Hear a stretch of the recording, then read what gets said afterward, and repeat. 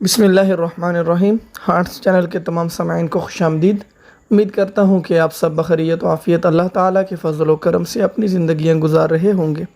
آج کا ہمارا موضوع تاریخ ترکیہ کی سیریز کا پارٹ نمبر 3 یعنی کہ تاریخی شخصیت ارطغرل کے بارے میں ہے۔ تو مجھے امید ہے کہ آپ میں سے بیشتر حضرات اس کے بارے میں تھوڑا بہت تو جانتے ہوں گے، کیونکہ ترکی ڈرامہ میں ڈیرلس ارطغرل میں اس کے بارے میں دیکھ چکے ہوں گے آپ، تو اس میں اور اس میں کافی حد تک فرق ہے۔ تو آج انشاءاللہ آپ کو حقیقی تاریخ سے آگاہ کیا جائے گا، اور تاریخ یہ واحد چیز ہے جس میں بندے کو غیر جانبدار ہو کر اس کو سننا چاہیے، پڑھنا چاہیے، دیکھنا چاہیے، کیونکہ اس میں کئی مرتبہ ہماری پسندیدہ شخصیات کے خلاف بھی باتیں آ جاتی ہیں۔ تاریخ اس حوالے سے بہت ظالم ہے کہ یہ کسی کو بھی نہیں چھوڑتی، اس کے لیے کوئی اچھا کوئی برا نہیں ہے، جو سچ ہے وہ سچ ہے، تاریخ یہ ہے۔ تو ہم جو آج تاریخ پڑھیں گے وہ ڈرامے سے کافی مختلف ہے۔ تو ویڈیو شروع کرنے سے پہلے ہمیشہ کی طرف سے گزارش ہے کہ جن احباب نے چینل کو سبسکرائب نہیں کیا، چینل کو ضرور سبسکرائب کریں، بیل کے آئیکن کو پریس کریں اور ویڈیو کو لائک کرنا نہ بھولیں۔ بڑھتے ہیں اپنے عنوان کی طرف۔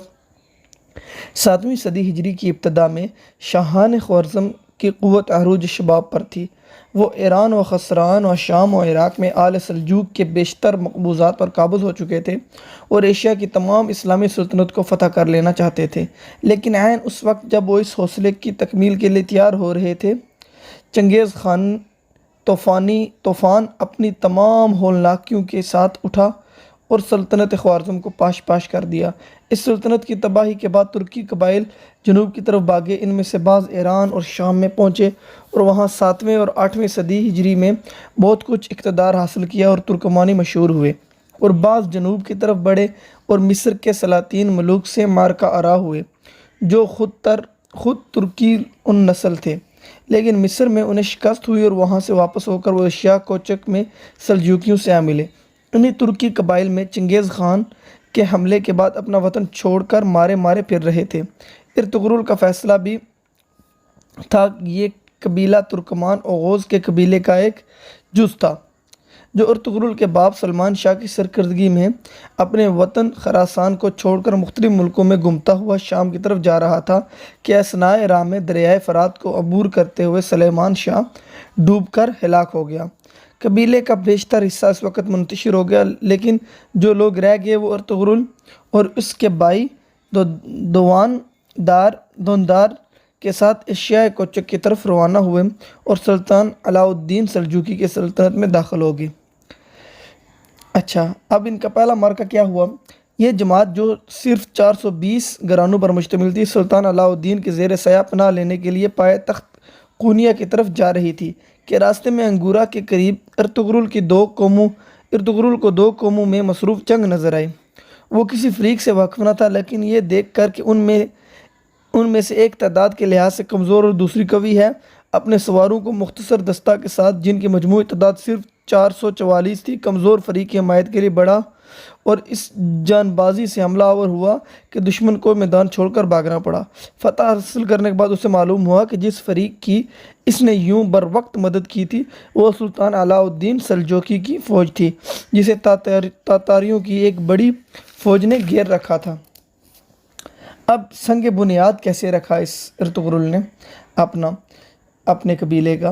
تو ارطغرل کے اس کارنامے کے صلے میں سلطان علاء الدین نے اس سے صفوت کا زرخیز علاقہ جو دریائے سقاریہ کی بائیں جانب بازنطینی سرحد کے قریب واقع تھا جاگیر میں عطا کیا اور صفوت کا شہر بھی اسے دے دیا۔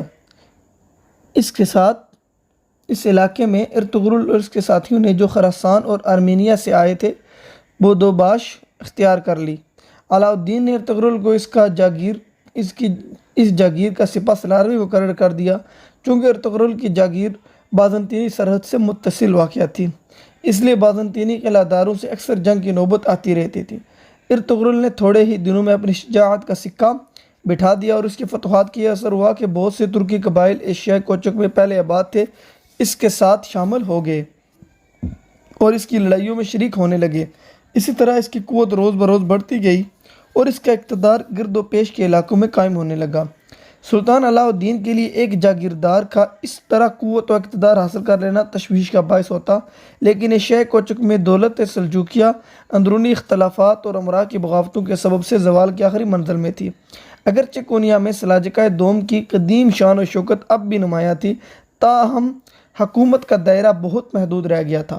ایک طرف تاتاریوں نے جنوبی اور مشرقی علاقوں پر قبضہ کر لیا تھا تو دوسری طرف عیسائیوں نے شمال اور مشرق کے قدیم بازنطینی صوبوں کے اکثر حصے واپس لے لیے تھے۔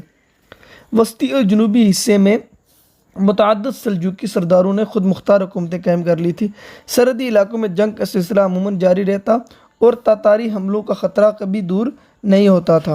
ایسی حالت میں ارطغرل جیسے دلیر سردار اور نائب کی فتوحات سے علاء الدین کو بجائے تشویش کے ایک گنا اطمینان نصیب ہوا اور اس نے ارطغرل کو مزید انعامات عطا کیے۔ چنانچہ جب ینی شہر اور بروسا کے درمیان ایک جنگ میں ارطغرل نے علاء الدین کے نائب کی حیثیت سے تاتاریوں اور بازنطینی کی ایک متحدہ فوج کو شکست دی تو سلطان نے اس کے صلے میں اس کے شہر کو بھی اس کی جگیر میں دے دیا اور پوری جگیر کا نام سلطانونی یعنی صدر سلطانی رکھا۔